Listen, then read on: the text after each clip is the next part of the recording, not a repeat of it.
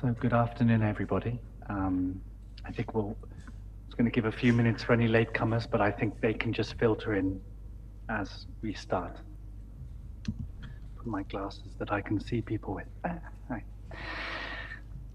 So, welcome to what promises to be, I think, will be a very interesting, stimulating talk and hopefully discussion this afternoon. We are lucky to have a special guest from the University of Geneva, who is going to start off and give the central talk looking at agrarian transition, focusing on Vietnam, but we will open up this discussion to thinking how does this relate to Thailand and then potentially around the region, a wider regional perspective. I guess, first of all, for those who don't know me, my name is Daniel Hayward, and I'm the coordinator of the Mekong Land Research Forum based at RCSD here at Chiang Mai University. And there will be it's a talk about agrarian transition, but it will have a focal points looking at what does this mean in terms of land, which is never far away from such discussions. Following the main talk, then we're lucky to have Philip Hirsch here as discussant. And I think it's nice, normally I kind of host multiple speaker seminars, so it's quite nice to have kind of a smaller intimate event today. So hopefully we will have a chance to open up the floor quite early and actually have time for reflections and questions.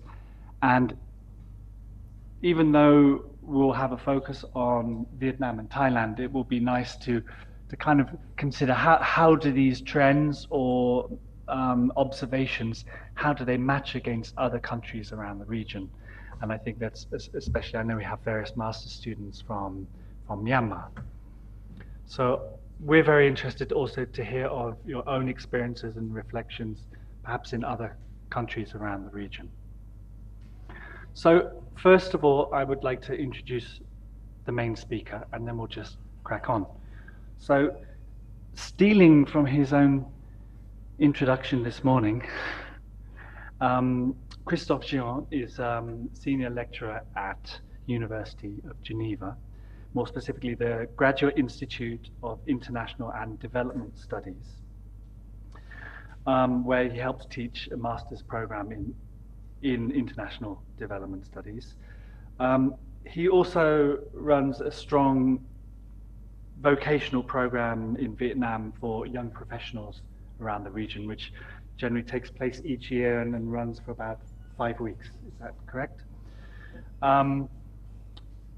He has extensive experience and for the main talk today, we'll be drawing upon work in the Red River Delta in Vietnam from over 20 years research. So I think there's a very interesting kind of longitudinal collection, data collection here to inform this discussion. Another kind of core area of research has been around the Ratnakiri province in Cambodia. I think I'll leave it there. Gives a base. If there's anything you'd like to add, please feel free. Otherwise, I give the floor to Christophe.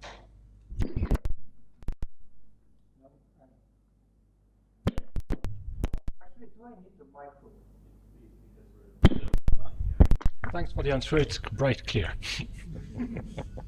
All right. So good afternoon, everybody. Thank you, Daniel. Thank you, Philip, and thank you, the University of Chiang Mai, for welcoming me. I'm super happy to be in Chiang Mai and to give this lecture today, and especially to have this dialogue and comparison. It's far less boring to have two scholars than one scholar alone speaking. And open also a very nice session this morning with the students about their field research. No, I don't have any or much to add about myself. I would like to start with 4.4 questions to start with this presentation.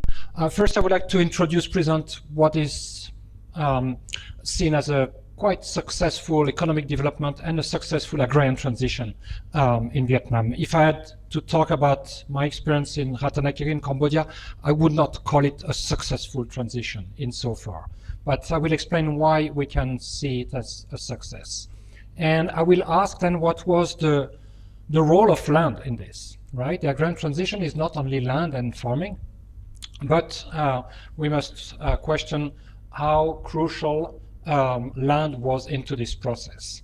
But I would like also to reconsider what is seen as a key for the success of agricultural development and agrarian transition in Vietnam, which is the 1993 land reform.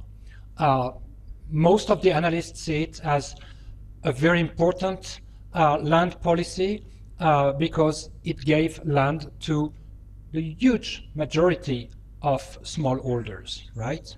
But I want also to highlight the limits of this reform. And also, I want to question my argument that dates back to the end of the 1990s. I did my original field research in Vietnam in the Red River Delta in 96, 97, meaning it's last century, last millennium, long time ago, and then we must re-question, is land still crucial? Is it of the same importance nowadays in the continuing process of agrarian transition, right? So these are the four questions to start with. Briefly, Vietnam is a successful latecomer. I call it latecomer, and in this case it's later than Thailand, right? We can say, let's say, approximately 2-3 decades after Thailand entered the agrarian transition and the process of industrialization.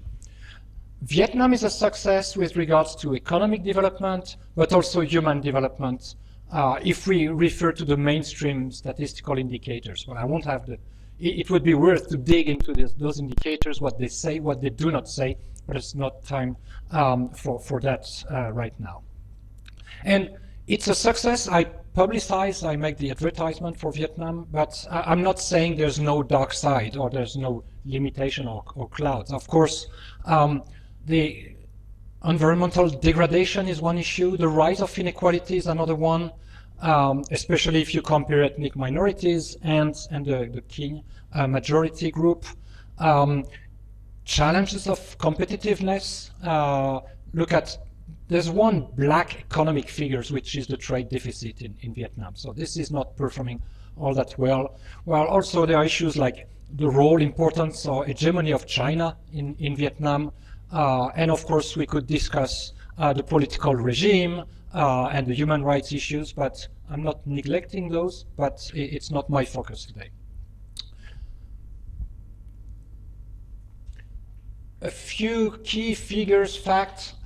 Vietnam experienced a rapid economic recovery, late 1980s, early 1990s. It was rapid, it's admirable. It was rapid also because it started from very, very low, right? So if you start very poor, the improvement goes fast in the beginning. 6 to 7% of economic growth of the GDP per year over 3 decades. If we look into economic history, that's quite brilliant. And not only economic growth, but development, right? In the sense of economic transformation, the structure of the GDP has changed. In the mid-80s. It was about between 45–50% of the GDP that was from the agricultural sector. Now 45 is the share of industry, roughly, to tell you the switch.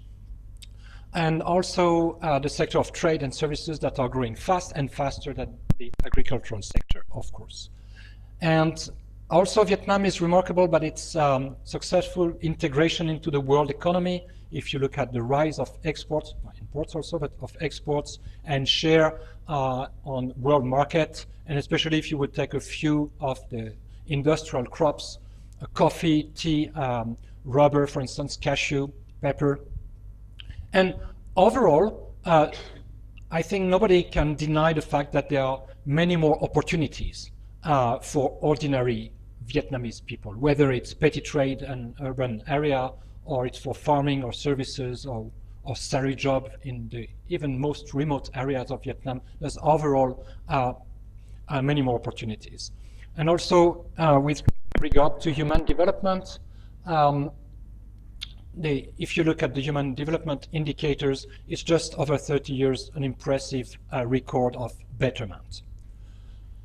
The success, of course, is greater with the 6-7% growth of the GDP, which is close to 10% for the industrial sector. But still, if you take agriculture as the sector over the same period, an average 4% growth of the GDP per year, this is remarkable. But also because agriculture productive performance, it's not only the total output, but it's also the efficiency of the farming system that we can appreciate through the increase of yields, for instance, and farming labor productivity.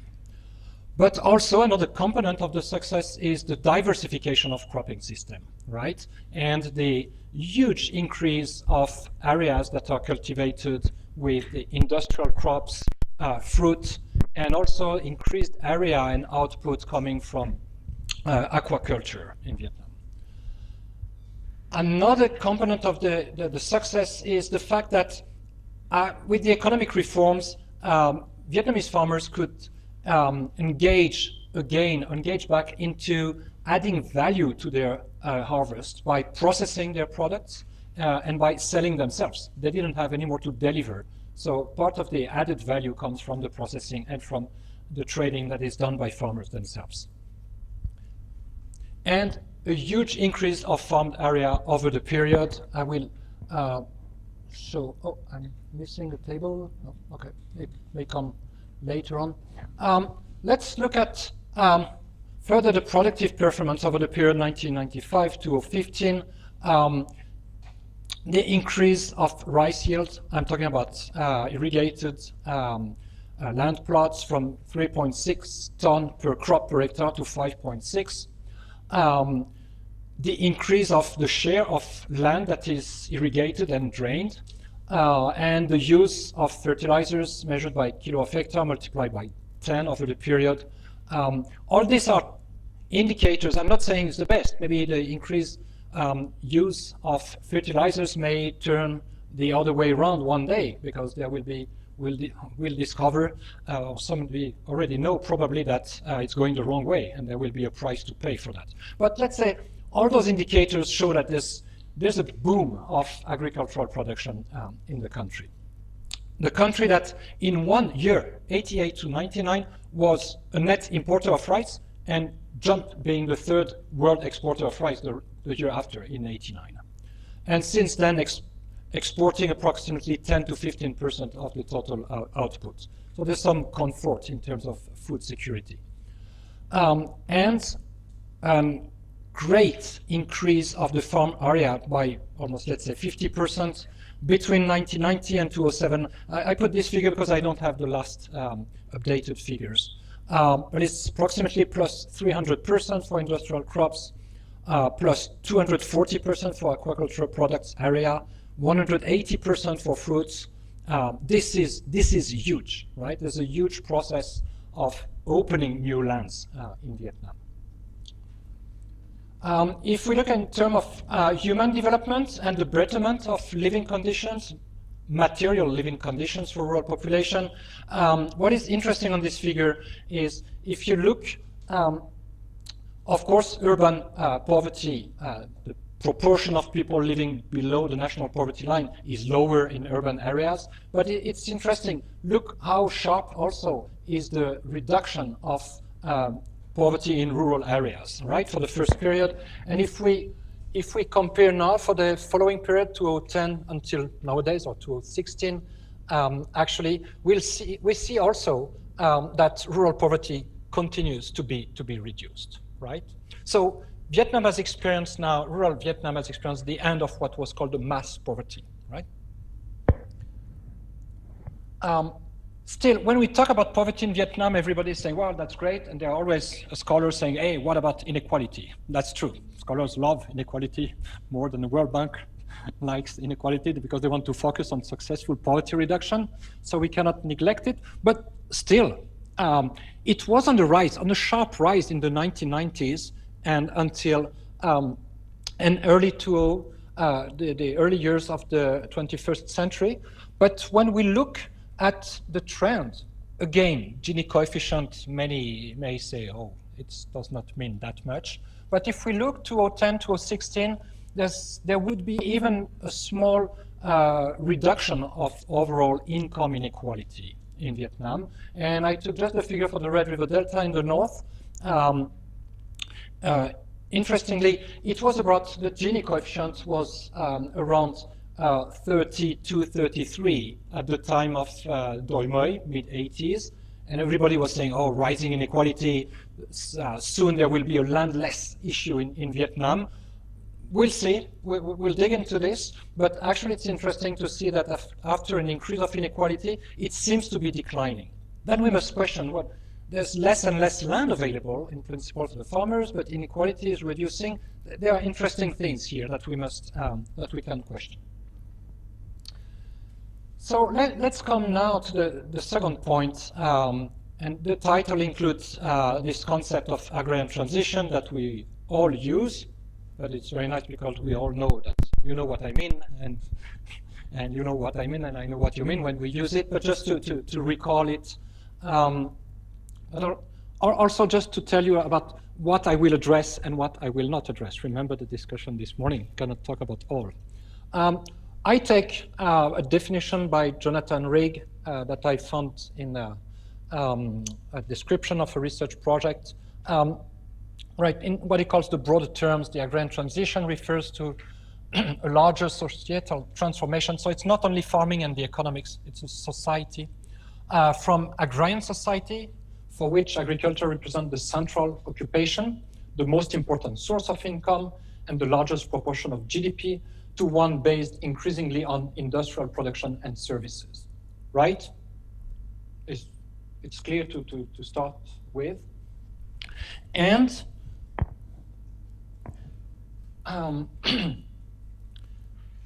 I refer to another paper by Jonathan Rigg and his colleague about agrarian transformation transition. It's called Agrarian Change in Asia, because it's I did it because it's a paper on Thailand. The transition is one from livelihoods that are based on, so family farming. It's farming, but it's family farming, I insist on that. Right? The agriculture is done by family with, firstly, the labor force of the family. And those families, peasants, farmers, producing primarily for their own subsistence. I say primarily, it doesn't mean they were only producing rice and vegetables and a few poultries to feed themselves, right? But primarily. What is called food crops. And the process of change includes several items that I will talk about, but not all of them in the presentation. But the intensification of farming activities, meaning putting more inputs, chemicals, fertilizers, etc., and more machinery into the process of farming. An increasing share of cash crops versus subsistence crops, right? So subsistence for your own consumption, cash to get money. You can buy food items with it. The emergence of production units that are larger than the family, the smallholders, right? Average, large size, and etc. The territorial expansion of agriculture. I gave the figure for Vietnam, increased by 49% of the total farm area. It's meaning farming land that was not farmed before, or it means farming land many more times than before, right? You could grow rice once a year, and with better irrigation drainage, you could grow rice twice a year or 3 times a year. But also the increasing share of non-farming activities in total income. It means farmers are not only farming anymore. They also do petty trade, services, and they engage into wage labor, whether it's farming work or non-farming work. So a development of so we have non-farm activities and off-farm activities. Off-farm is activities that are done, but not by and for your own account, but it's working for someone, whether it's another family you work for or it's a company. So the development of farm activities, an increasing mobility of rural populations. So villagers are not only in the village, or say, they may spend some time, some days, some weeks, months elsewhere where they do have economic activities. And also, if we come to the more societal issue, the development or the emergence and the increase of non-farm aspirations, meaning that children of the farmers may not be farmers, or not farmers only, or not starting as farmers, which is the case in the Red River Delta, I will argue. And also the fraying of community or sense of belonging to the community. With increasing mobility, you develop networks and feeling of belonging to other places and other communities than your community of origin.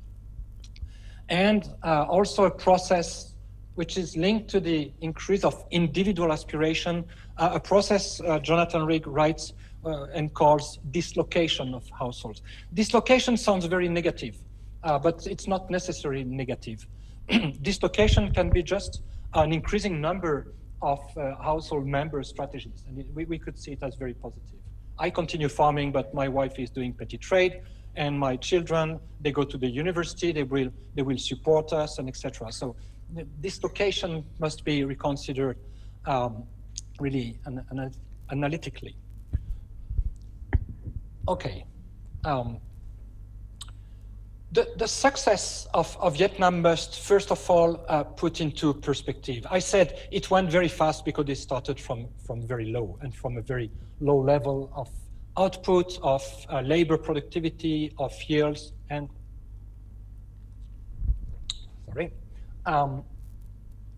and this is, I will make it short, mostly due to a policy of collectivization that was not very successful, in the way that gathering people, putting them to work together was not economically very successful, very productive, because the incentive for each individual was not that high. And I'm not happy to work additionally all night long if the increased output is to be shared with all of you, right? So that's the dilemma of the limitation of the collective aspect of this organization. The attempt to collectivize the South after the end of the war was completely failure. But the good thing with that is that the failure was so strong and resistance so strong that it did not last. It was implemented after the war in 1976, but very quickly the regime found that, okay, it does not work, and it decided not to force collectivization, but to smoothen it and then to get rid of it, to decollectivize the agriculture. Because the state was losing control, not only the control of production, the organization of farm work and farming products, but it was also losing control of the trade. People were developing parallel, illegal, but tolerated activities.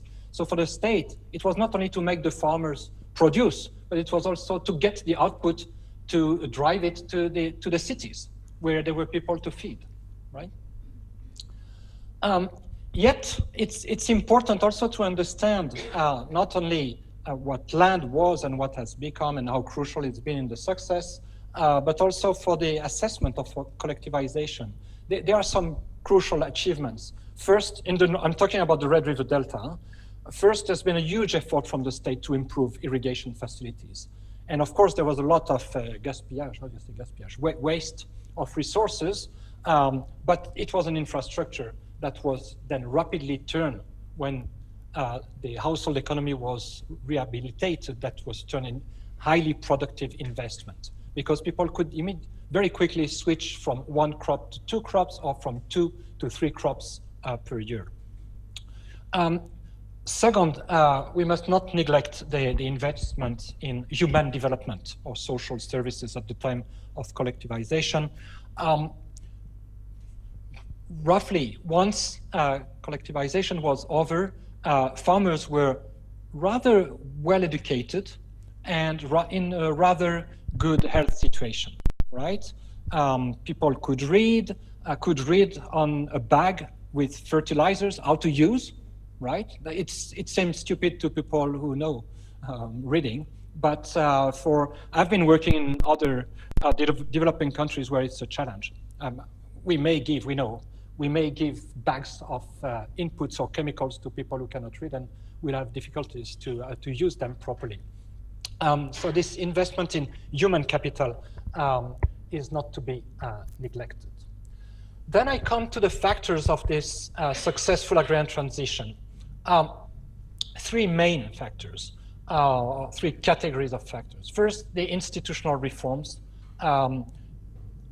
People were given back their responsibility to decide, I work today, I work only in the morning, I grow rice or I grow tomato, and giving them this freedom was key.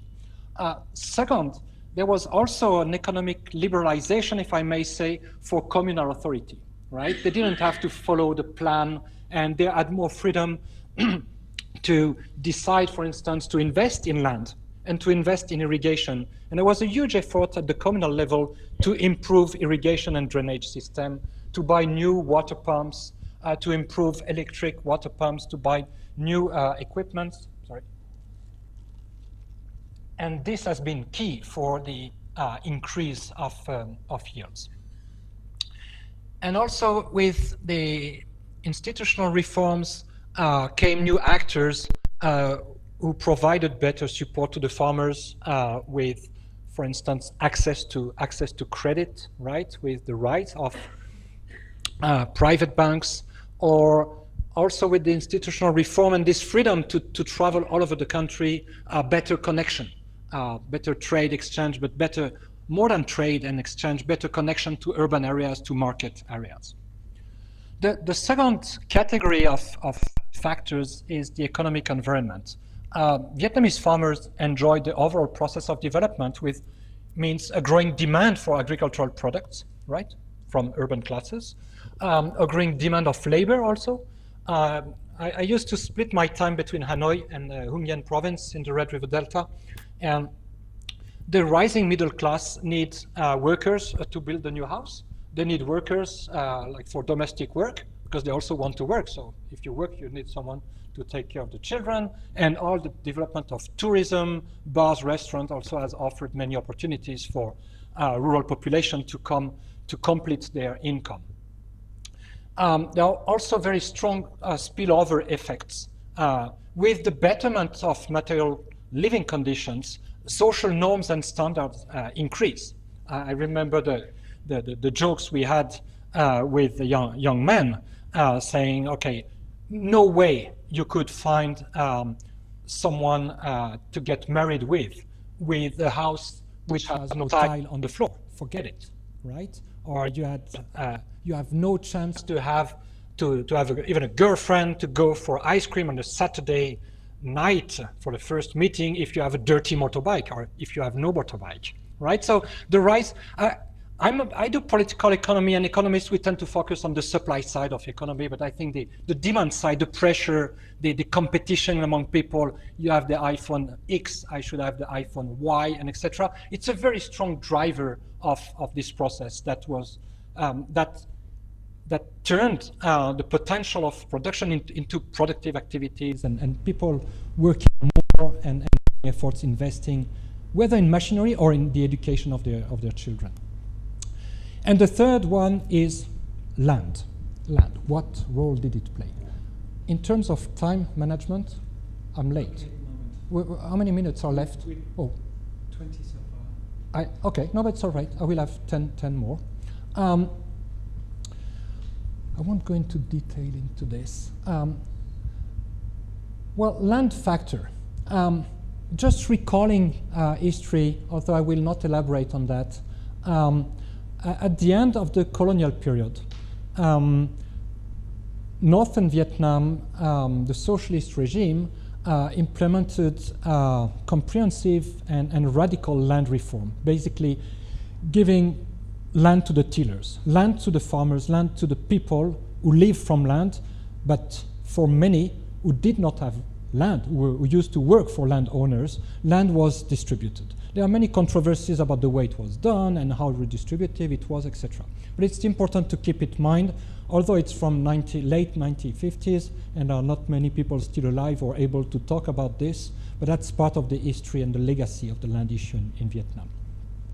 So let's say in 1956, 1958, ordinary farmers are happy because they receive land, right, from this land reform. 2 years after, the regime say, give us back the land, we're going to set up collectives. You can imagine the frustration, and at the time that was part of the deal.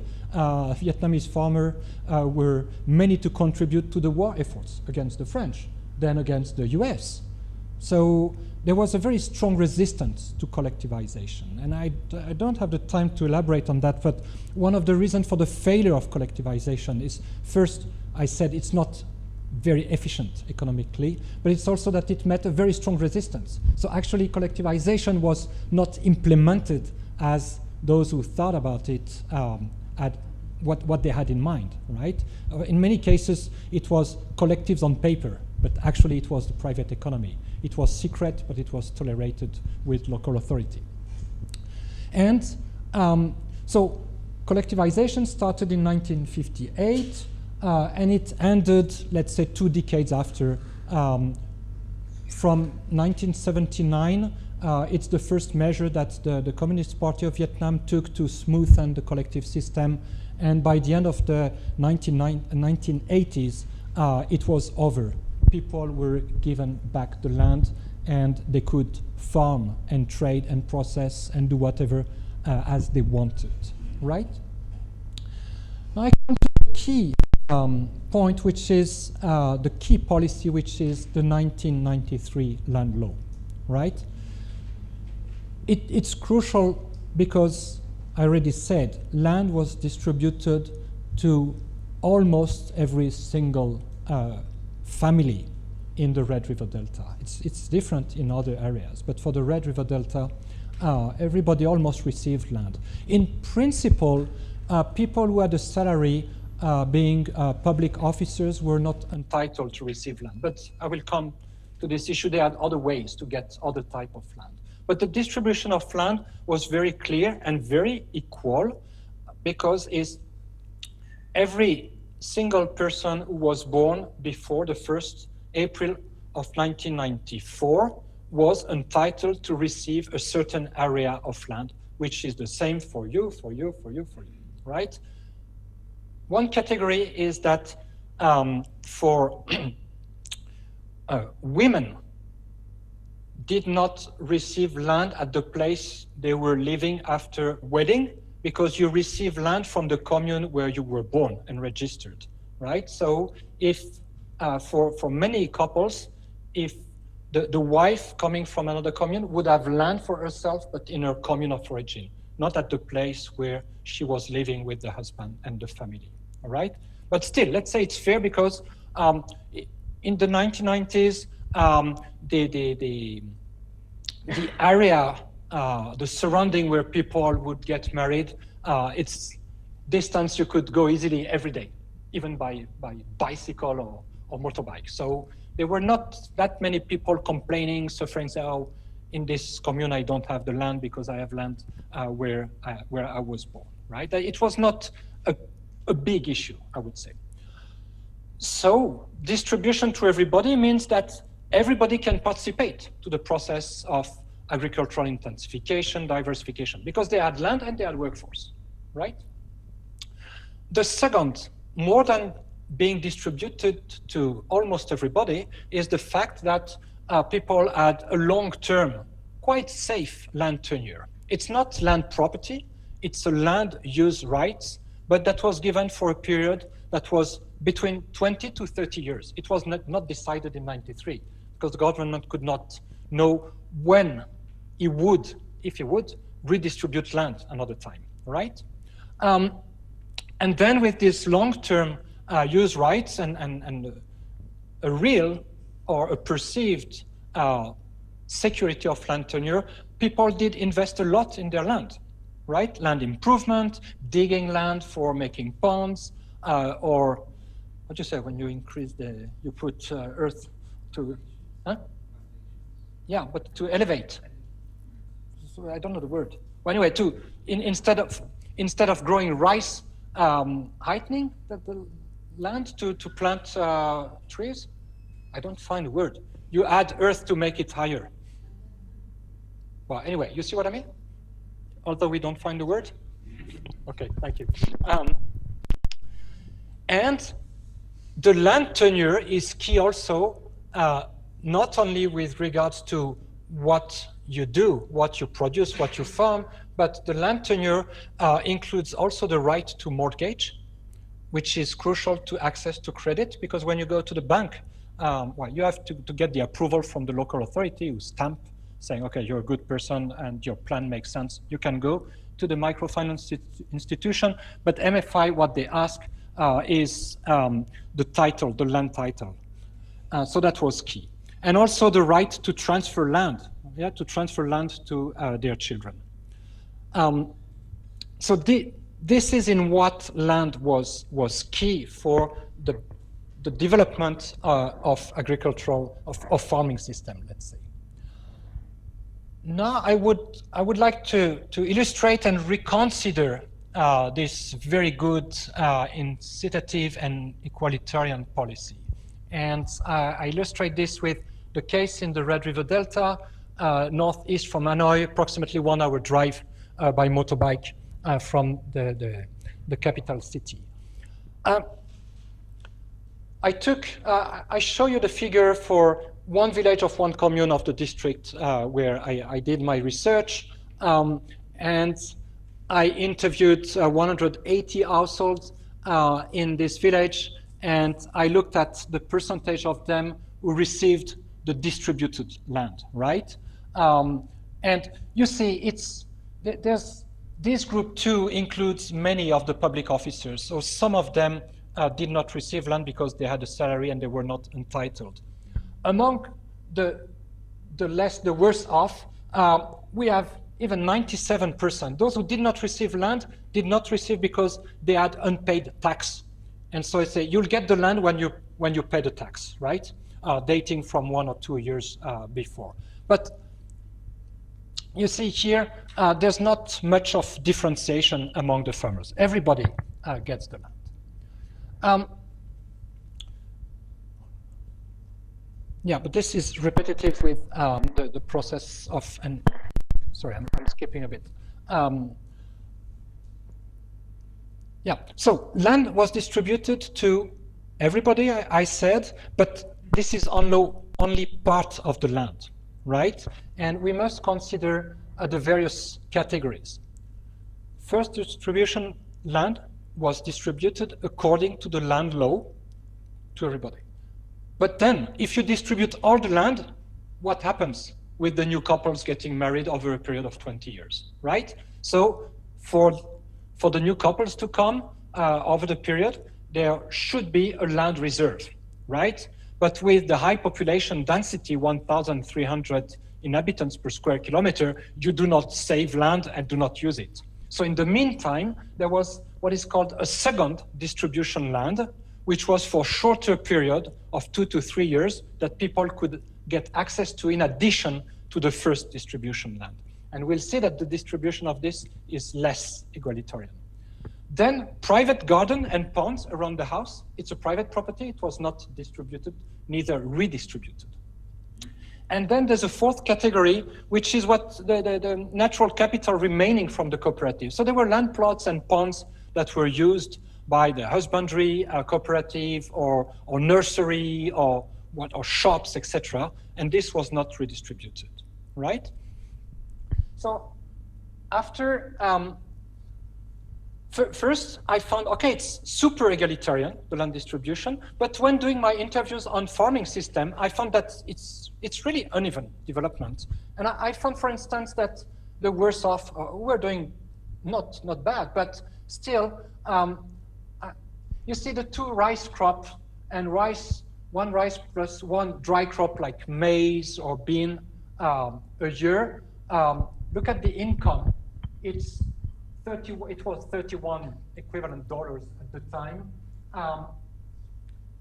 for people who had 78, let's say 80% of their land farmed with rice, right?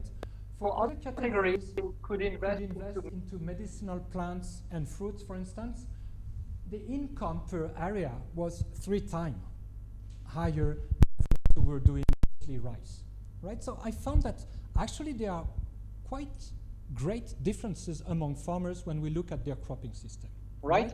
This is the distribution of their total land by cropping system, 2 rice, 1 dry crop, or medicinal plants and fruits, right? So I was wondering, how is it possible? They all have the same amount of land. So what is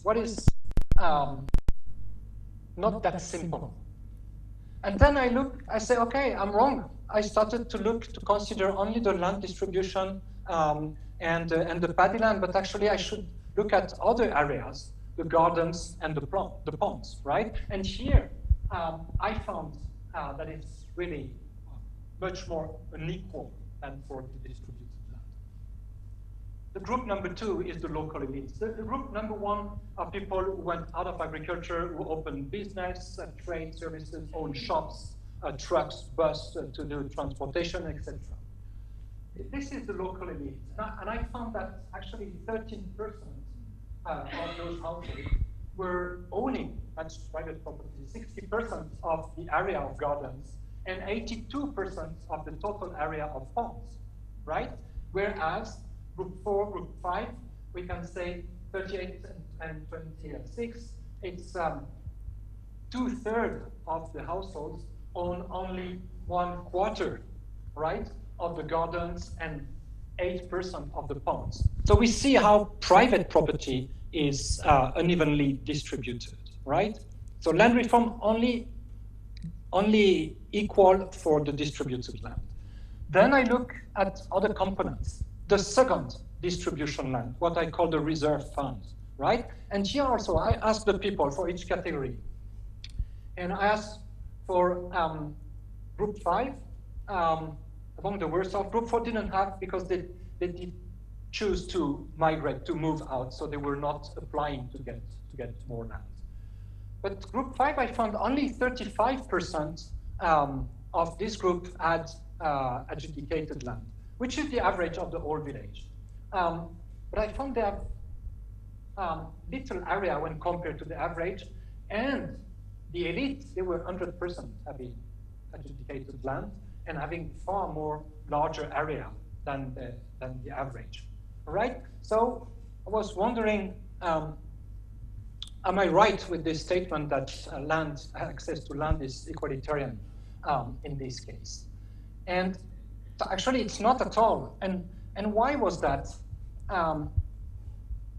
It's because the land policy that was set up at the national level was reorganized, manipulated by local authority. I'm not blaming local authority because there's a rationale for that.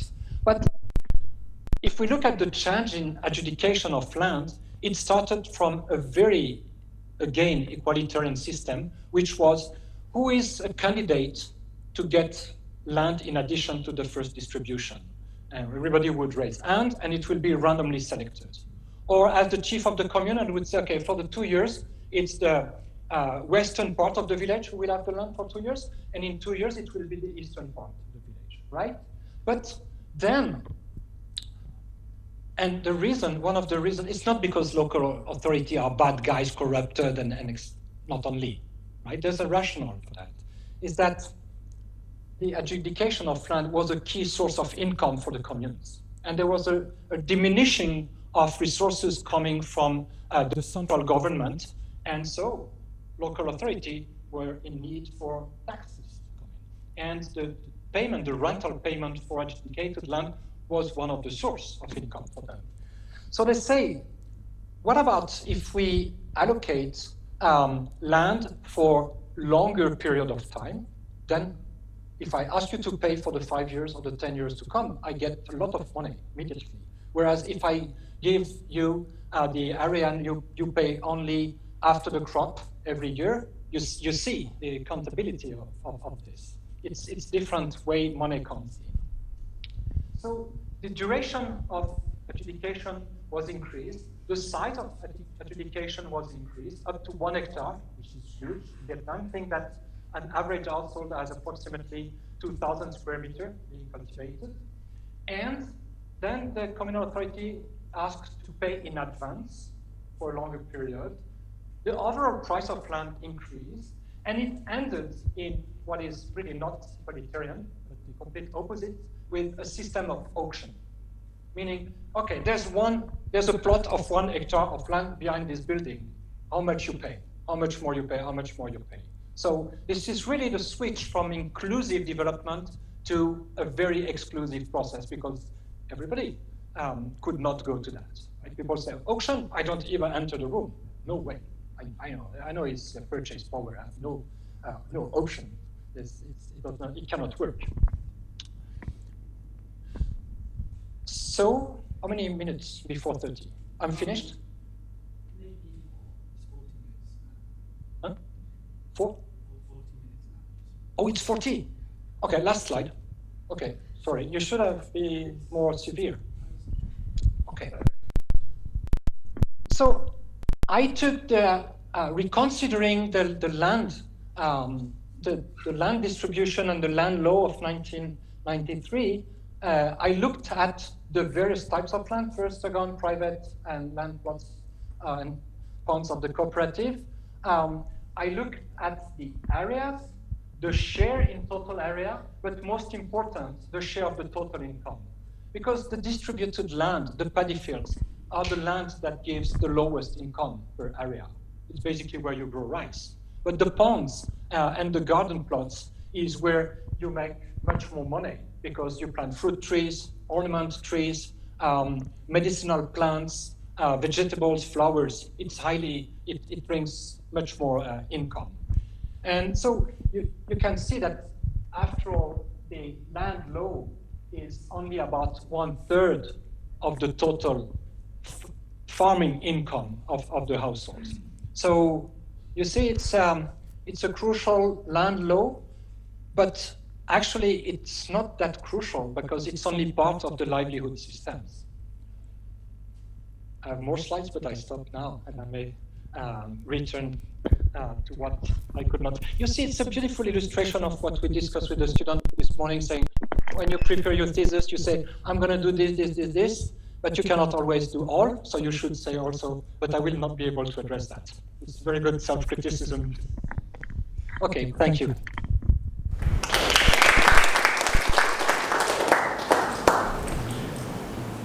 I think first of all, we will move on directly to Phil to give some. Okay, well, thank you very much, Christophe. There's a lot in that, and I sort of sense that there's a lot more to the story as well. That I think we got until 3:30, so I'd actually encourage you to tell sort of the later parts of the story too, and maybe just to sort of anticipate that, which the comments I'll leave to the end of my comments.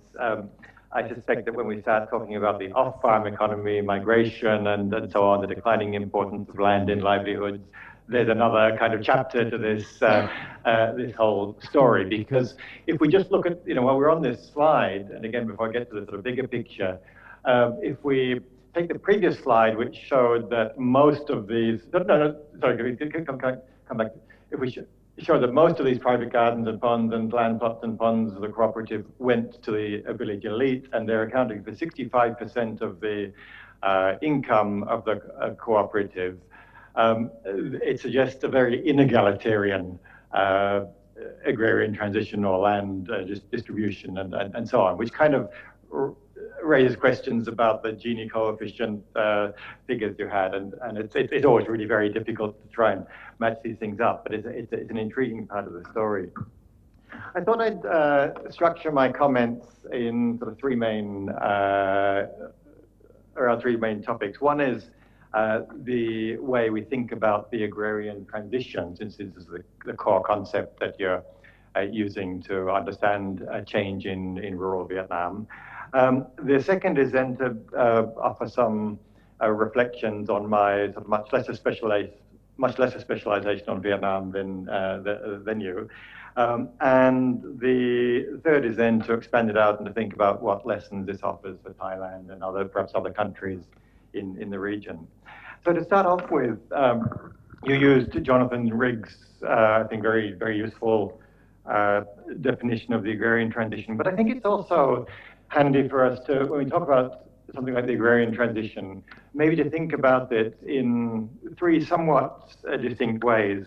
One is the agrarian transition as you presented it as an analytical concept or analytical approach to understanding change, and in particular thinking about the move away from agriculture, whether it's within rural areas or with people moving sort of beyond or outside rural areas to non-agricultural occupations and all that comes with it. The second is to think about it as an empirical phenomenon, something which you try to understand through the data. But the third, I think, is particularly important in Vietnam at the moment, as the country sort of works its way to the fifth land law over the period that you're talking about, is the agrarian transition as a policy agenda, as something which is deliberately being promoted or provoked by some in government or in development agencies and so on. So if we think about it as an analytical concept, I think it's also important to to recognize that the earlier work on the agrarian transition was less to do with the movement outside agriculture than to look at what's happening inside agriculture. And in particular, the Green Revolution studies on the agrarian transition were about rural differentiation, about the greater role for capital, for inputs, for high-yielding varieties of rice, and to look at the social effects of those on different groups before we move to the agrarian transition as a move beyond agriculture. As an empirical phenomenon, again, what we see is depends partly on what questions we're asking. And again, I think it's really important to look in Vietnam and around the region today at what's happening, not just only beyond agriculture, but also beyond the village or beyond the locality where you're working. And I know that you have been doing that. So I think that's why I said there's really another chapter to your talk or to the discussion today. But I think that as a policy agenda, the agrarian transition is perhaps more interesting in Vietnam than anywhere else, because to my understanding, if we look around the region, the policy in Vietnam is more deliberately to try to provoke and accelerate a transition away from low productivity, very small scale micro-farming in Vietnam than it is in any other country in the region. The policy now to try to consolidate, to move people who are on very, very small, unproductive, out of agriculture altogether, is something which politically would be very difficult to espouse in Thailand. In fact, in Thailand, there's the consolidation of rice plots, which is a government policy, but that is less to do with moving people off the land than to do with the idea that there may be efficiencies in trying to coordinate the crop schedules and so on. So I think that it's interesting to look at how this policy has evolved in Vietnam and why it is something that seems to be politically palatable, or at least practicable in Vietnam and not elsewhere. If we look at the agrarian transition, whether it's as an analytical concept, an empirical phenomenon, or as a policy agenda, you were talking about the success of the agrarian transition, but it raises the question, how do you actually measure success? And I think you anticipated that by saying, well, there may be certain environmental consequences for use of fertilizer or particular cropping varieties or expansion of agriculture into forest lands, which you talked about as one of the successes, but also presumably one of the problems that's being created by the agrarian transition. So it raises the question of success for whom as well. So there's a social dimension of the success. And I think you're getting at that here in your look at the local level to see that some have clearly fared much better than others. Although a qualifier to that may be, and it'd be interesting to hear from your own studies, both when you did your PhD fieldwork in the Red River Delta in the 1990s when this was starting to happen, and then looking more recently. It'd be interesting to look at the extent to which the local taxes raised through these auction processes have been returned, and to what extent have they been seen as a legitimate, has it been seen as a legitimate process by those who haven't been able to benefit from the auctions directly, but may have seen some benefits through investment in local infrastructure. I suspect probably not, but that might, that it's not necessarily a process that takes the benefits entirely to a single group if the local tax is raised from the use of previously communal assets are used. So those are just a few ideas on the agrarian transition. Turning to how we understand what's happening in Vietnam, I think it's really important to recognize that in any country, Vietnam included, is more than just one situation, more than one country. You're talking about the Red River Delta, an area close to Hanoi, which is going to have a number of things that are specific. And it raises the question, if we look at the lowland rice farming areas, the delta areas, what's happening in the Mekong Delta? Are there similar processes? Historically, of course, things are very different there because the collectivization occurred over a much shorter period of time. When the land was then redistributed, it was redistributed at a time when the previous land ownership was still very much in people's memories, which wasn't the case in northern Vietnam. The whole history of the delta, the agronomy of the delta agroecology of the delta is very different. So it raises questions about what the comparative situation is in the Mekong Delta. And one of the stories it seems in the Mekong Delta is that there's been a much more rapid concentration of land, of people either choosing to or being forced to sell their land as a result of being given the rights of transfer under the 1993 and subsequent land laws, which hasn't been the case to the same extent in the north of Vietnam.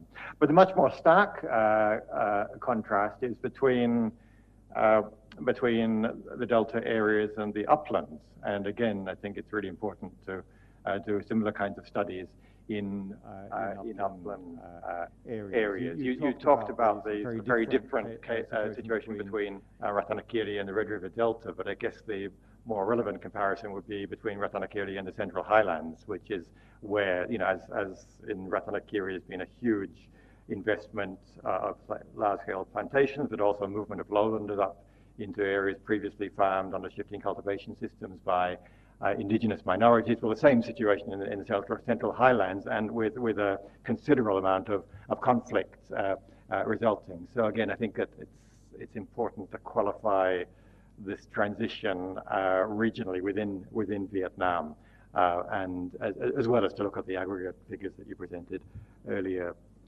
on.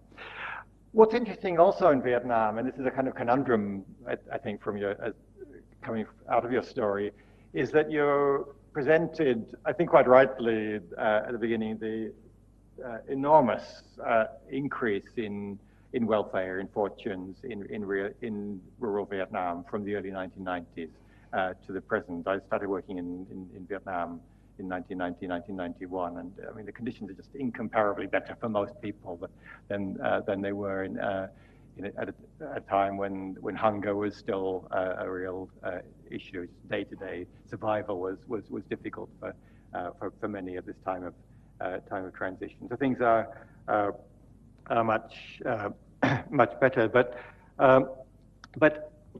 so you saw on the one hand we see this story. On the other, we see a situation where if you look at the total number of petitions made to the National Assembly, of conflicts reported in the media, of many other indicators, 70 to 80% of them are about land these days in Vietnam. Land conflict is everywhere in Vietnam. So how do we kind of explain this conundrum that on one hand things seem to have got so much better, on the other hand land seems to be at the moment seems to be right at the center of societal conflict at a local level, between farmers and the state, between provinces and the central government. Almost every axis you look at in Vietnam sees land as a sort of key issue. But I think that one of the interesting things is that if we look at the actual types of conflict, they're less over the kind of micro processes of land accumulation and dispossession that are going on here, and more about the issues such as land conversion in peri-urban areas, land being confiscated and then being compensated at below market rates, which means that people are then not able to go and buy an equivalent amount of land elsewhere, peri-urban development, dams displacing people, rubber plantations, forcing farmers to plant the land that they've been allocated with crops that they didn't really choose to do so, but because of the strength of conglomerates like the Vietnam Rubber Group, we see farmers still being forced through a quasi-market but still quasi-socialist system, particularly in the highlands where state-owned enterprises still control large areas of land. So there are many contexts of land that are conflictual in Vietnam, and I think that also really needs to come into the agrarian transition story if we're going to give the bigger picture. You talked about the 1993. You called it land reform. I find that it's a slightly misleading term in the sense that you said the farmers were given land. The land that they were allocated was really allocated on the basis of the Decree Number 10 in 1988. And the 1993 land law gave the basis for the so-called red books, the land title or the land use certificate, which in principle is not a full land title. Land is still under the Vietnamese constitution still. It belongs to the people, whatever that means, managed by the state, and then it's allocated to farmers on a shorter or longer term basis. But to all intents and purposes, it's become something not very far off a full land title. As for those of you who know the Thai system, the Chanot, or at least the North Assam, the transferable land title. For farmers, there's not really that much that's different about it in Vietnam, which raises all sorts of other questions, because one of the concerns about land titling in Thailand and elsewhere has been that it's also been the basis for land accumulation for distressed sales, for mortgaging, and then foreclosure on land. So I think it raises questions, some interesting research questions about the extent to which that has happened in different parts of the country, and also provide the basis for some comparative study between Thailand and Vietnam, for example. There's been two subsequent land laws in Vietnam, 2013 and 2003, 2013, and there's now discussion about the next version of the land law. And one of the most interesting, I think for me, one of the most interesting aspects of these new iterations of the land law has been, on one hand, the extent to which they've deepened the processes that you're talking about. So from a 20-year right to land under of rice land, of annual cropping land, or 50-year right to perennial crops in 2003. Now there's, I think it's 75 years, if I'm not mistaken, right to lowland crops and an indefinite right to perennial crops. So it's really sort of entrenched that. But what the subsequent laws have also done have been to make it easier for the state to appropriate land and distribute it for non-agrarian purposes if it's needed for national defense, if it's needed for the public good, for roads and so on, but also if it's needed for national development. And that's a very ambiguous category that can also be used as a basis to give it to owners of golf courses or tourism projects or housing estates and so on. So I think we see new sort of dimensions of transition away from agriculture being reinforced by the more recent legislation. So finally, turning to what your study says in relation to other countries, thinking about Thailand, for example. I think many of your concerns about whether the agrarian transition has been beneficial and whether it's been egalitarian relate very directly to concerns in Thailand. And there are sort of contradictory and sort of competing interpretations, but also contradictory trends. So on the one hand, in Thailand, the material level of living since the 1980s has increased enormously.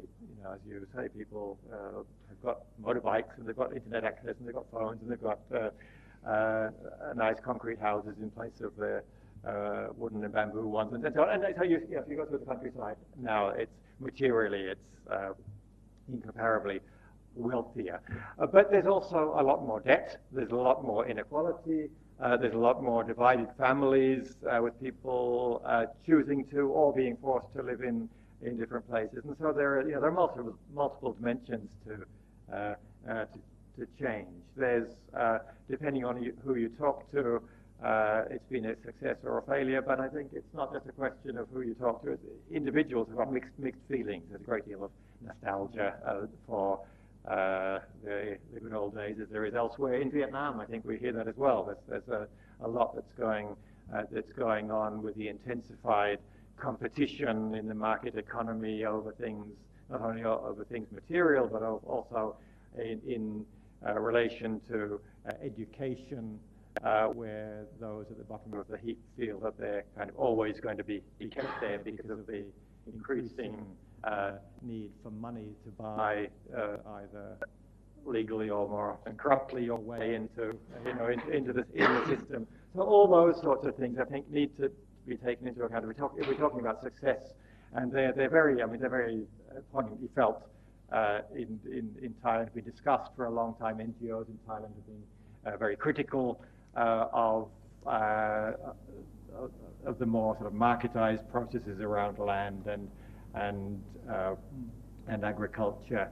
I think often really missing the sentiments of farmers themselves, many of whom are very enthusiastically engaging with market economy. But nevertheless, we see other ways in which people are then excluded, but excluded in different ways than those directly related to access to land. And then, sort of finally, if we move beyond Thailand and ask what the lessons are more widely in the region, I mean, your story is one of a post-socialist transition, particularly in northern Vietnam, or what was North Vietnam, because of all the countries in the region, it's the one that was with the socialist system for the longest period of time. And that saw, therefore, perhaps the most dramatic change as the market economy came along. But all of the, barring Thailand, all of the Mekong countries, the so-called CLMV countries, have all experimented with socialism, but in quite different sorts of ways and over quite different time frames. So I think it's interesting to consider what this post-socialist story tells in terms of what's been happening in Cambodia, following not just the Khmer Rouge period, but also the much longer period during the Vietnamese occupation right up until 1991 with the Grand Samaki and the solidarity groups, and in Myanmar, Burma, with the Burma Socialist Program Party, and right up to the 1980s, and of course in Laos as well, with a much sort of lighter and shallower experiment with the cooperative system. Nevertheless, the political control of land allocation is still within the sort of socialist framework. So I think that there's a lot of comparative potential for looking at the processes you described. But I think for me, most interestingly, the methodology which you've used has a lot to offer for a comparative sort of study. So I'll leave it there.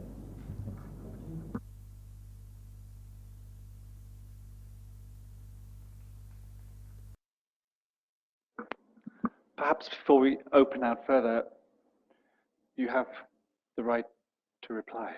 Or would you like to address some of these points brought up by Phil first?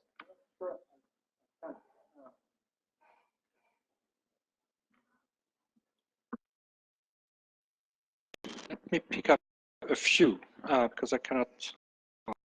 I will.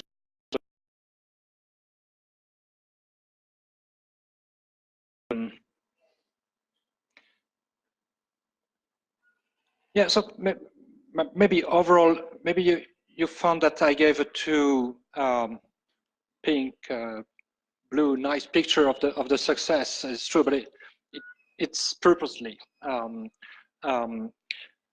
because I want to link to what extent land is crucial into this. But I fully agree with all those other dimensions or dark side of the so-called miracle, of course, and many remain not addressed. For instance, there are not many researchers. There's not that much knowledge on, for instance, in the Red River Delta, the environmental degradation. Most of the research being done on related to the degradation of environment, it's more on the upland and mountainous area in Vietnam. But it's a sort of taboo about talking rice yields in the Mekong Delta or intensive use of chemicals, because it's the success of Vietnam exporting rice over the world and etc. You discuss legitimacy of the local taxes, for instance. It's a very good illustration. I remember 97, I was doing the field work, and the commune had started to cement the roads that goes from one village to another village. So intra-communal roads with cement. And families were asked to contribute. And they were saying, yes, for sure, it's good for business, but the ordinary peasants would say, why do we pay? Because we do not have the small trucks.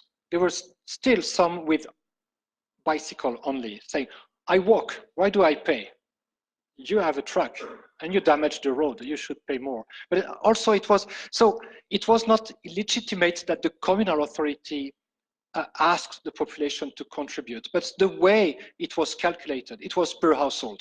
So whether it was a household from the group 5 or the group 1, it would be the same amount because it's per household. So these people had still a very strong sense of inequality in this. But overall, I think the overall development of trade inside the commune that it enabled has made the people forget this. But and I link this to the conflict issue and your remark on the conflict issue, because it's also again about legitimacy. And I take another case, the same commune. In 2012, it was decided by the province that 1/3 of the farming area would be turned into an industrial zone. And I remember at that time, people were struggling, how much compensation will we be given by square meter and etc. There were demonstrations, protests, and etc. And I remember the discussion, everybody, even those who were scared of not being compensated, that there would be a lot of corruption, even if the central government would give money to compensate, local cadres would keep them. But still, people were finding very legitimate that there had this discourse of, yes, modernization is needed, is good, even for people who were going to lose their land. And I link this to the conflict issue. And of course, it's a topic to focus on. But my question is, why isn't there many more conflicts in Vietnam? Because we are amazed by the conflict, and they are spectacular, like people keep military and the police hostage for a couple of days, as it happened in 2014. Yeah, so everybody say, wow, how do the peasants dare to do that in Vietnam with such a regime? But they do it. But the question is, why is it still a limited number of cases like that? And it goes, and it's linked to the legitimacy issue. And I think that you're very right. There are losers of this process, or unequal winners, and they have good reasons, and they do express dissatisfaction with policy and etc. But overall, what I found is that the moral discourse on inequality is losing ground. I think that the modernization, and if you do efforts, if you take risk, you will make it, is becoming more important, stronger than, well, the old age we fought to get the French out in the US, and now you're abusing us. So it's very interesting, is actually people, of course, they may suffer tax, land, conflicts, etc.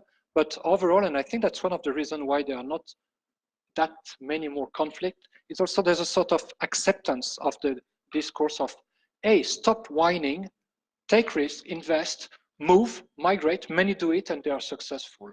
And I discussed this also in the case of Cambodia. I'm amazed in Cambodia that there are not many more conflicts. So one reason is the violence from the other side, but still this discourse of like internalizing the modernization process, for which, yes, like you do not make an omelette without breaking eggs. You see the kind of discourse. And well, that's all. We can have a beer after to discuss the other issues, but let's give the space and time to the audience. But thank you. I took good notes of what you said.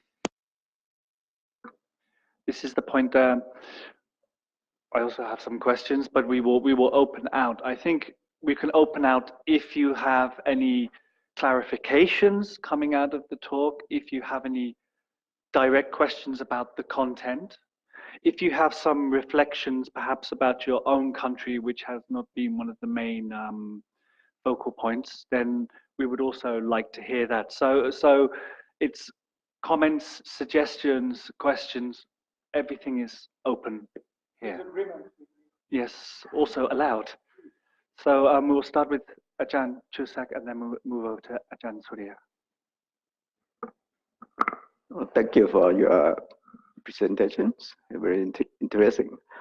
I have not updated my knowledge in Vietnam for the last 5 years.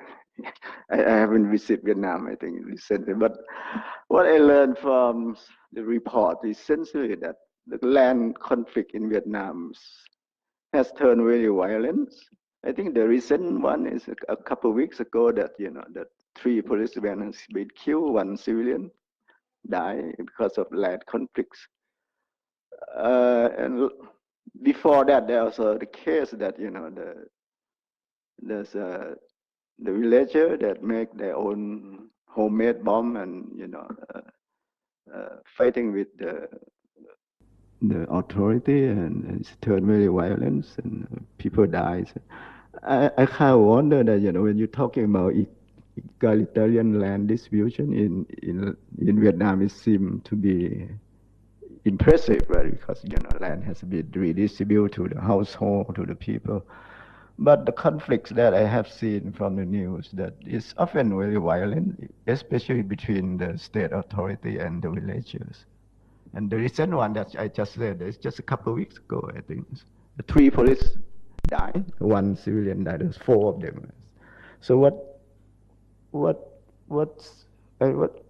why is this kind of thing happen? I mean, is that because the authority, they don't know how to handle this kind of land conflicts? Of course, in Thailand, there's a lot of land conflict, but mostly it's not a kind of turn to that kind of violence. Of course, people has been put in jail or something, but not a kind of that kind of violence that, like in Vietnam, which kind of surprised me. You may, as you have frequent visit to Vietnam, you probably have some observation about this. Yeah.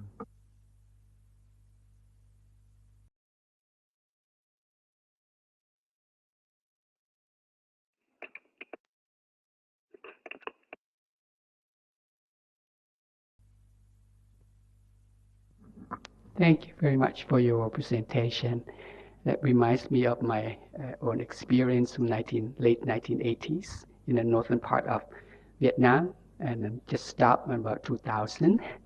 NGOs, CITSE, and agricultural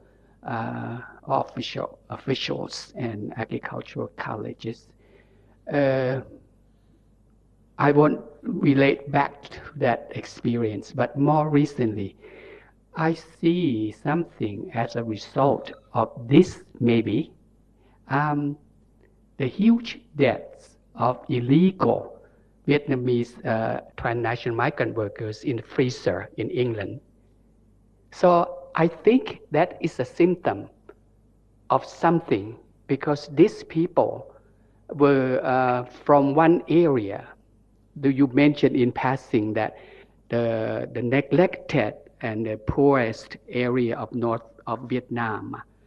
And the people migrated out illegally, spent lots of money on that, and then look what happened. It's more recent. They all die on the attempt. So the question is, if they could make it in their own country, I don't think they would risk being in a huge debt in order to go and die unexpectedly. That related to one of my younger junior colleagues. He asked for my help to identify famous magic monks in Chiang Mai.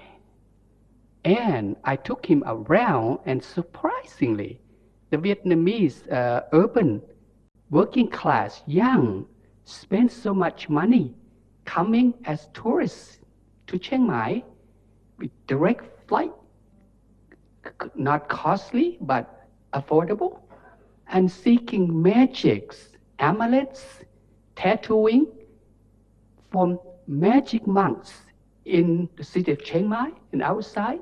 And now he did not come here because he discovered that that's the same phenomenon in the Northeast. So I think he's writing, his report on that.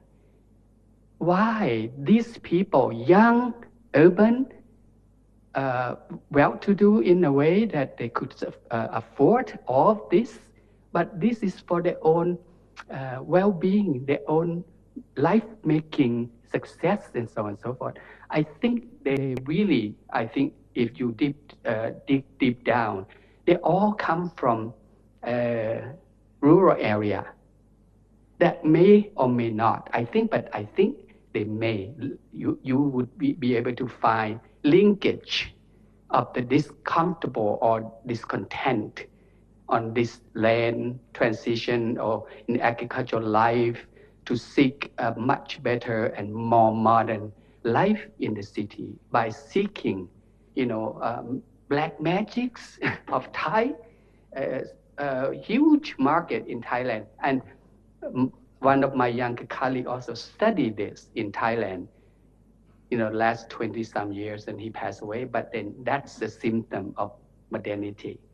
But if you can really follow and that deeper level at the anthropological study, maybe this is different from your, because I view your is a macro level, and then fascinating that I can really see how I can direct these youngsters to,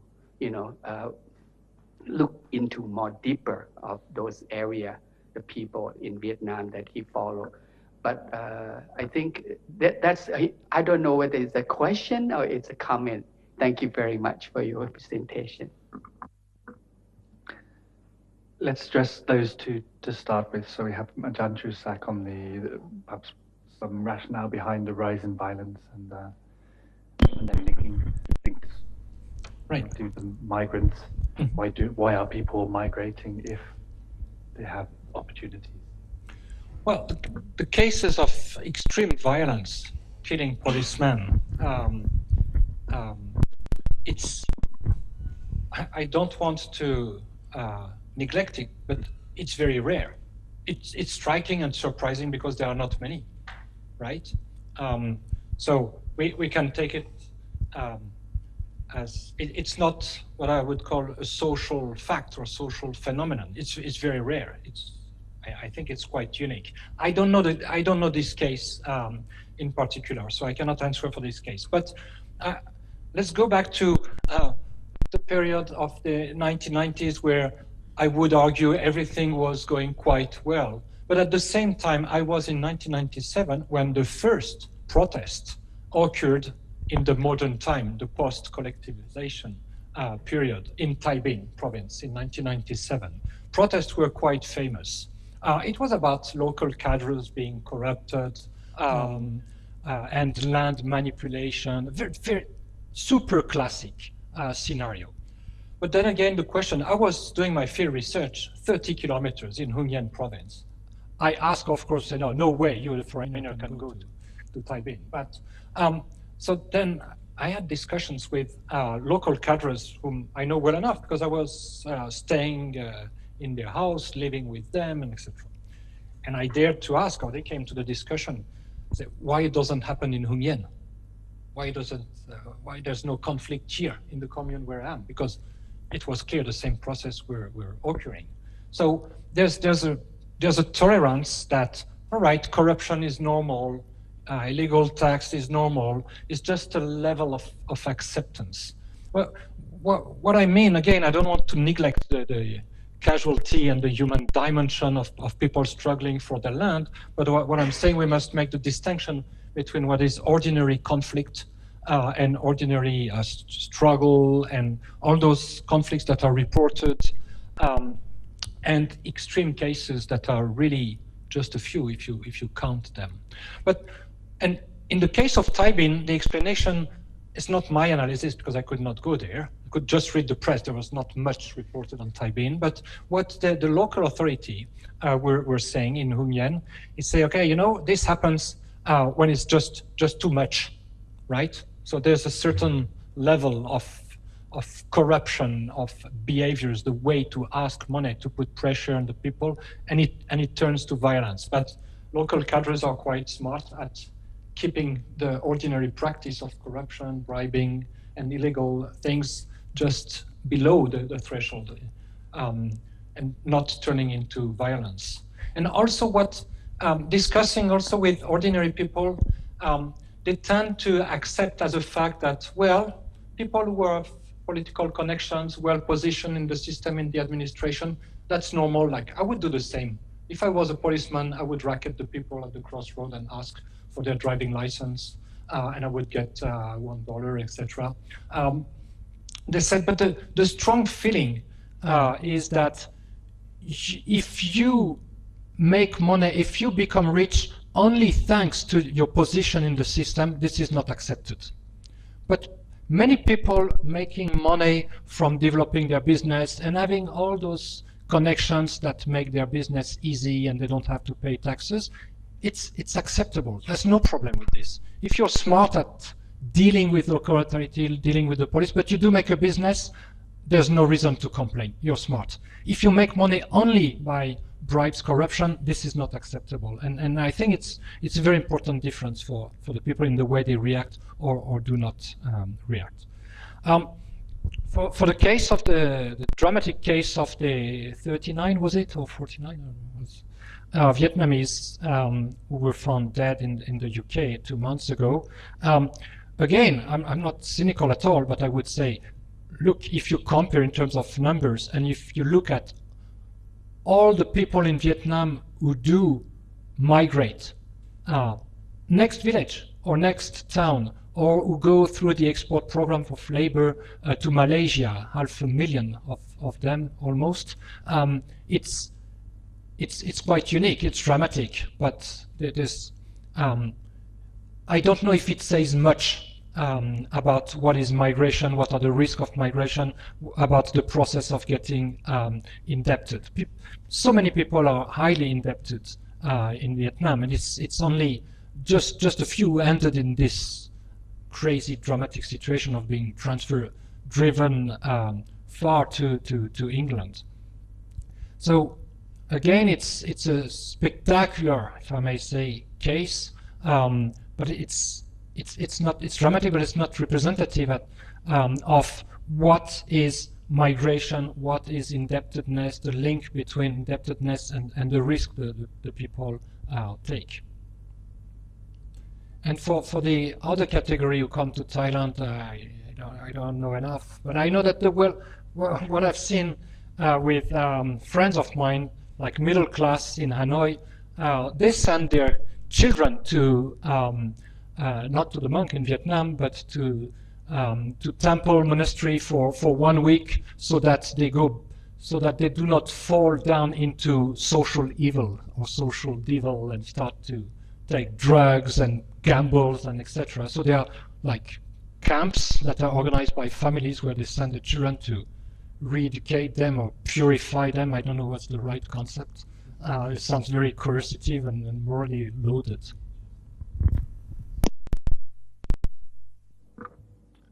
Ajahn Mukdawan, you had a question.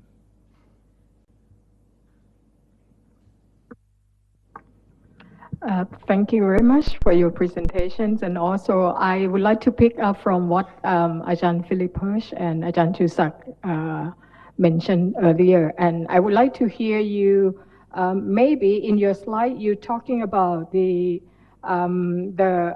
part where you talk from inclusive to exclusive land policy. I would like to hear you expanding your analysis, maybe in relation to what Ajahn Philip Hirsch mentioned as a conundrum or a policy agenda in the case of Vietnam, and also in relation to the conflicts which is happening. Maybe it is not a particular rare case, as Ajahn Chusak mentioned, but the conflict that may be related to what Ajahn Philip Hirsch also mentions about the new forces, rubber plantation, confiscate of the land for the other purposes. I would like to hear more of your expansions of analysis in capturing that observation. Thank you. Are there any other questions at the moment? Otherwise, I add one in. Okay, Ajahn Chusak. Just to follow up on the Ajahn Surya just mentioned that case that, that Vietnamese migrant has been frozen to death in the trucks in UK. And in the report, what struck me is that most of that young people came from particular provinces. It's mentioned that it's from the Gironde. That remind me that, maybe more than 10 years ago when I visit my student research site, he took me to Gironde, right? And that's a story about people from Gironde. They told me that most of the taxi driver in Hanoi is from Gironde, right? Because it's poor.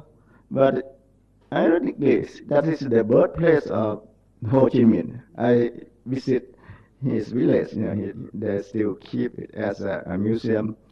And that's, I think, more than 15 years ago, I think, probably 15 or 10 years. And I have wondered that, on this kind of shadow of these land distributions, the problem of inequality in Vietnam is still unchanged or even expand, in one particular place. I mean, in the period of 10 or 15 years ago, it's still the same, But what changed is that, at that time, story that, people from Gironde migrate to work in Hanoi, right? And majority of them end up as taxi drivers. It's similar story in Thailand, in right people go to Bangkok.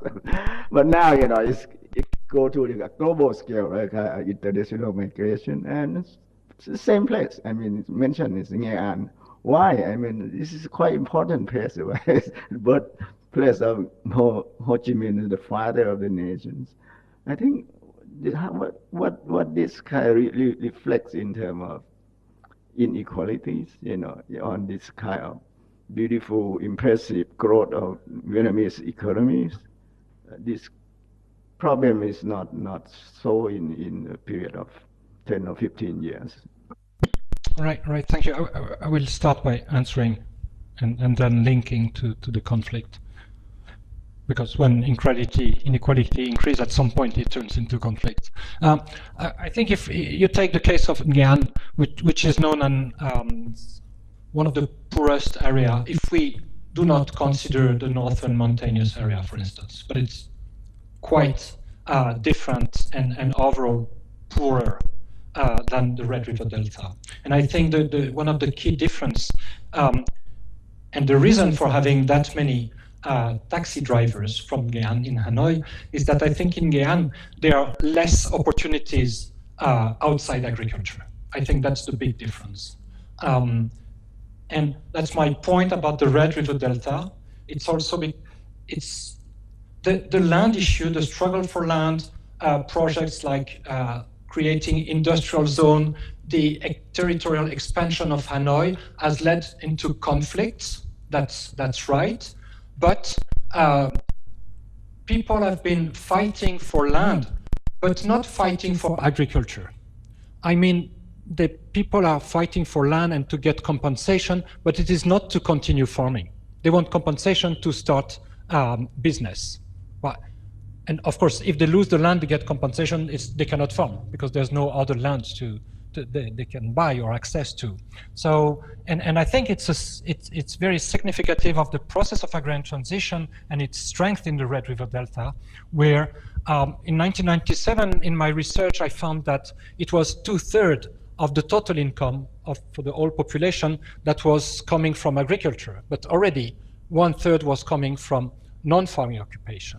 And also I found that approximately 15% to 20% of the income was income that people made outside the vicinity of the village, meaning working in Hanoi, doing a petty trade between Hanoi and the Chinese border, extremely many opportunities. So I think that it's quite different, and it may provide an explanation for the migration and also the intensity, the magnitude of inequality and the nature and intensity of conflicts. Does it answer a bit? Not quite, but so you must give me more precise instruction on what you want me to expand on. Hearing you say more on what you said as evolving of inclusive to exclusive land policy, and then trying to link it in relation to the policy agenda of Vietnam that is emphasized in the observations of Ajahn Philip Hirsch as well. So first, I return to the slide that was from inclusive to exclusive policy. So I will not repeat what I said about the practice of adjudication, which was made with the auction, rather exclusive. But this is linked to one of the policy that was set up in the 2000s, which is to go beyond, I come back to your remark, to go beyond the household farming and the household at the basis, at the basic unit. This process was the one corresponding to the policy of setting up what is called farms, right? It's not the household economy. A farm is a unit that is minimum 1 hectare. But how do you make a farm of 1 hectare in the Red River Delta when you have households with 1/5 of an hectare? It means that if you want to set up a farm, you must get rid of 4 other families. And this change in the way land was adjudicated was the first step to set up. So I would say the 1993 land distribution, as you rightly said, was sort of the ending of the process of land distribution that started from the 1980s with decision number 10, and even before with all the secret contracts starting from 1981 and the order number 100. And then, let's say approximately 10 years after, a new policy emerged that was to move beyond the household and small landholders and to develop the farms with the assumption that farms would be more productive, modern, that with 1 hectare, farmers would invest into technical, in more modern technology, input chemicals, machinery, and would specialize their cropping system also. You want more? Thank you.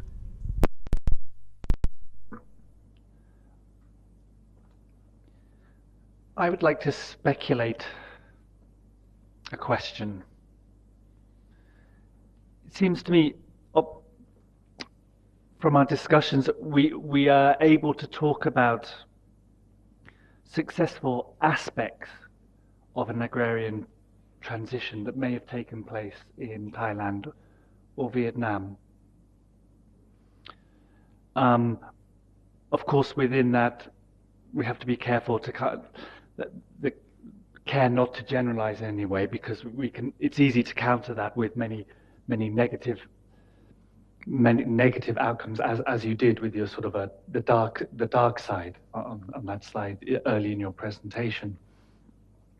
If there's one thing we could identify between the two countries, even though they have quite, in certain ways, different land systems, is the fact that they did both have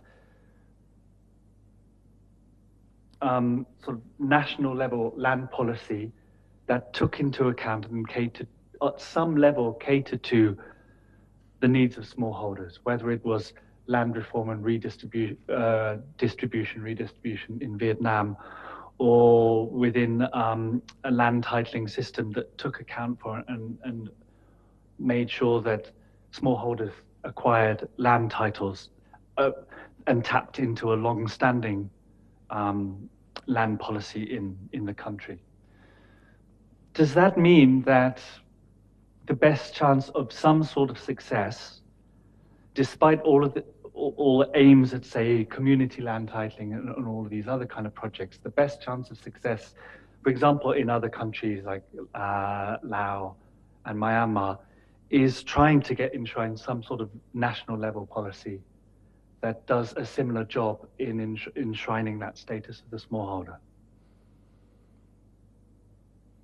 As I said, this is a speculative question.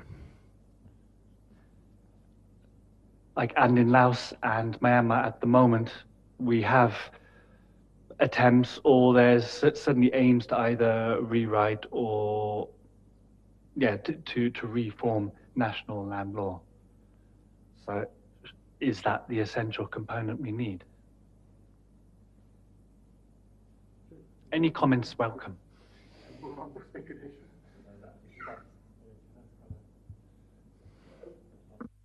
I still not finished with the case that I still not satisfied with your explanation, because you tend to take the case of land conflicts or violence that I mentioned. Also, Chan Mukdawan mentioned about land conflict or kind of problems, right? As a kind of more isolated case or individual case. Or corruption, which is everywhere, right, in Thailand, in Vietnam. But I would like to think that if we look in terms of structural issue, right, since Vietnam has embarked on the economic reform, right, in the Doi Moi and led to liberalization and privatization of many things. I think the kind of unrest or the protests or the conflicts that start to boilings and in some cases has led to violence, which I remember that the first case that I mentioned that is about the land that the state expropriate the land from the farmer and want to use it that for or give concession for the foreign investment in area like in Haiphong or somewhere that that lead to the violent opposition. They make their homemade bomb and that cause a lot of damage. And at that time, I think General Van Kiet, who is the hero of the Vietnam War, has come out to say that he sympathized the villagers, although they violate the law, right? Yeah. And I think that's kind of thing is, to me, I think there's something wrong on this process of reform. I wouldn't take it as kind of isolated or individual case. Or I would say, of course, I mean, compare with Thailand, or Thailand has been on the road of capitalist or land market for a long time. We have conflict, we have something, but I think in Vietnam it's different. I think it's changed from a socialist economies, and then enter a market reform. And to me, my hypothesis is that it should not be taken as an individual case or isolated case, but we need to analyze in terms of structural issue, in terms of the reform, the state reform, the policy, the land legislation, I don't know. This is just my own thing of way of seeing this case. You may have different idea. You have more experience than myself in Vietnam. No, that's not the issue. If I have more experience or not, don't get me wrong. I'm saying that killing 3 policemen is quite unique, right? But I'm not denying what you call the process that is wrong, or the structural processes that turn some of the farmers into land loss, land conflict. No, not at all. That's what I've tried to show with this shift from what I call the inclusive distribution to exclusive, with the case of adjudicated land, and also taking into account not only land that was fairly equally distributed, but also the land that were not redistributed. So I'm not at all neglecting it, and I fully agree that it's a topic for analysis. But again, what I'm saying is that the killing of 3 policemen is unique. Does not happen. Like the case of several dozens of workers and migrants that were illegally trafficked and to end frozen dead in the UK. But it's not at all. I'm not selling the success of Vietnam and not neglecting the dark side. Not at all.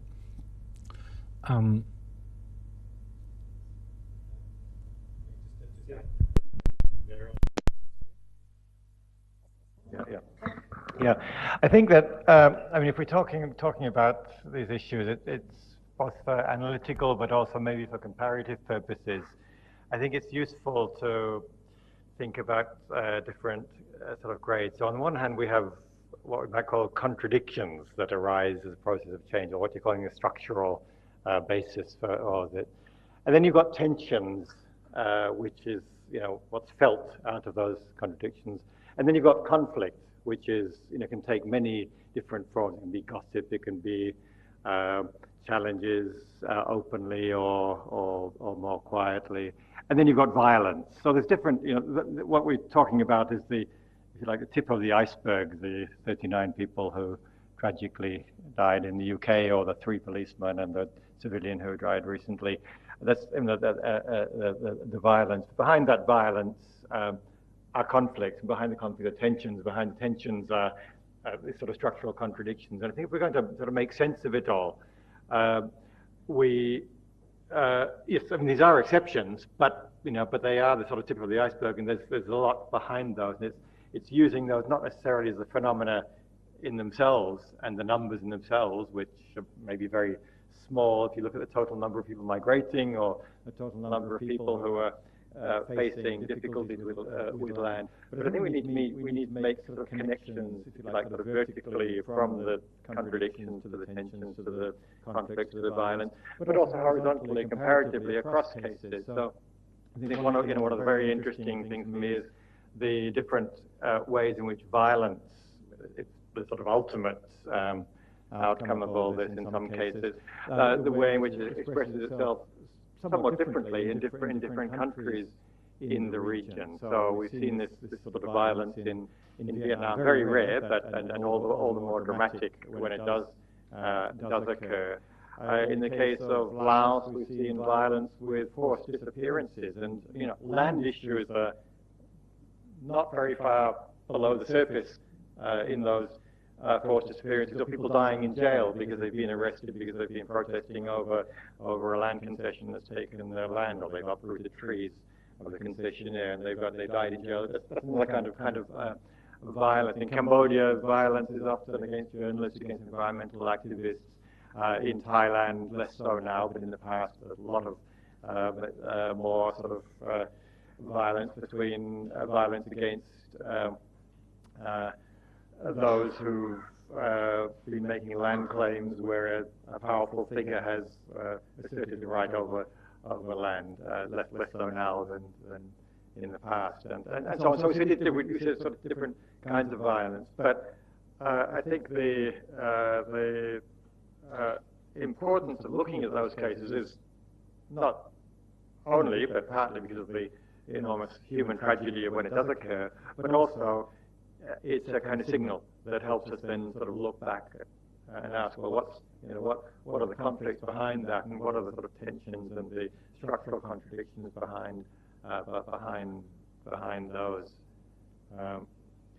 So I think that's the case that Ajahn Surya and Ajahn Chusak mentioned are important, not mainly or just because of the numbers, but because of what's underneath them all. Sure. Yeah. No, I fully agree, and I'm very much in line with what you're saying. And I think that, for instance, what is not reported is the everyday struggle that people experience. It's not only, as you say, there are contradictions, there are tensions, and some turn into conflict, and some of them turn into violence, and we must set up sort of typology of this and why this moves to the next step or not. But for instance, this everyday struggle is the daily attempt of ordinary populations to talk to one public officer to get tax exemption, try to be eligible for this access to resource, and also this comes from my research in Cambodia, in Ratanakiri, for instance. If you would ask people, do you have problems with land? Of course, you expect people to say yes, there are so many conflicts. But nowadays in Ratanakiri, people will say, if you would ask, okay, who is making you trouble? They won't say, oh, the Chinese, the Vietnamese. They will say, my neighbor. And this is also under the surface, and many of us who do research on land grabs, what we focus on is the large scale. But the very small scale land grabs that occur also among members of the same community, they are linked to the large scale, because the large scale creates a mess, if I may say. It's like when there's a huge demonstration, it's easy to enter a shop and steal, right? And it's the same. Because of the process of large scale, of massive in-migration, we tend to focus on that, but we tend to neglect what may be more important for the people.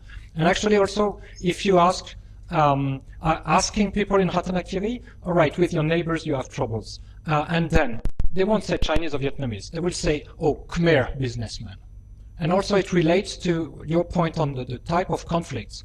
They say the Chinese, the Vietnamese, even Wang An Yalai, the Vietnamese rubber group, the people say, oh, Chinese, Vietnamese, they cannot win. We know the area, we know the forest, we know how to go at night to destroy their trees and damage their business. And they cannot do much to us. They say, but the Khmer, oh, big men with big gun, you don't misbehave with those people.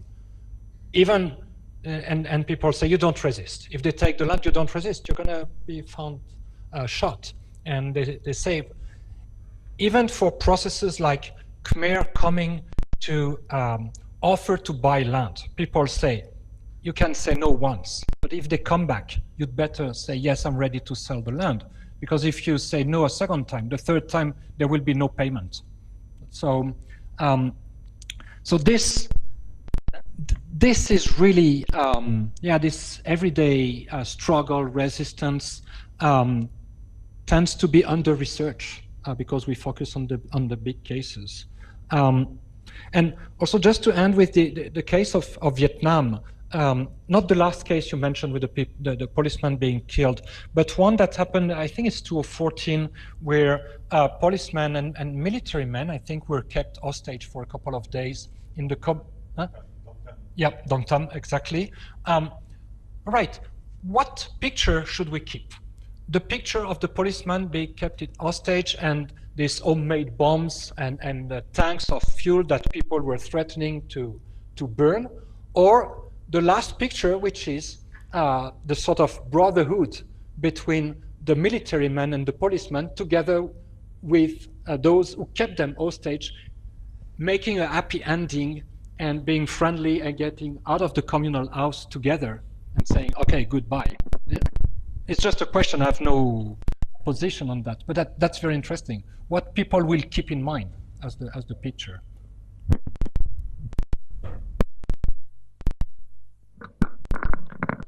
We are creeping towards 3:30. So I just want to ask before we close if there are any final burning questions, otherwise I will wrap up. And I look around. Jeff. There's a comment on Facebook, a question actually. Good. From about 5 or 10 minutes ago. Talking about this case. The person asked, is the case of Yuan Van Nguyen, is that the case in 2012? No. No, it's not the case. No, I think Dong Tam is 2014, am I right? Okay. I mean, I don't know the details, but the question from Facebook is asking you if this is the case of this person. I do not know. Sir, I want to exchange with you that I'm from Laos and from Vientiane, and now it's quite urbanization in the agrarian area. And do you have any case that, because it's the government policy like irrigations that force them to cannot do the plantations, and then finally the people have to sell their land with the cheaper price, in any case in Hanoi? Because some group of the agrarians near the urban areas, because they lack of the irrigation that they can, like the government not supply for the irrigations to them to plant these cultivations. Finally, they have to sell the land to the capital, and then after that, it's become the development project in that area. I want to exchange with you that you have any case in your study.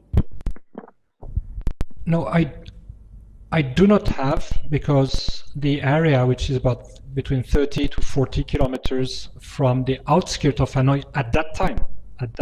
So when I did my research like 20 years ago, there was no case. But there's literature on, I'm looking for the name of, do you know, Phil, the satellite city, like the green city outside Hanoi? Yeah. Eco Village, Eco City, what's Hanoi Park?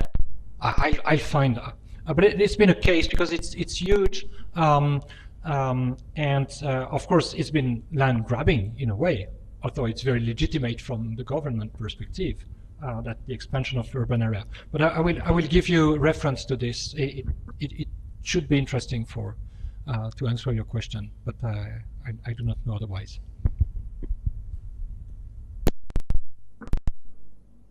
Any further questions? Any more questions on Facebook? That'll be no.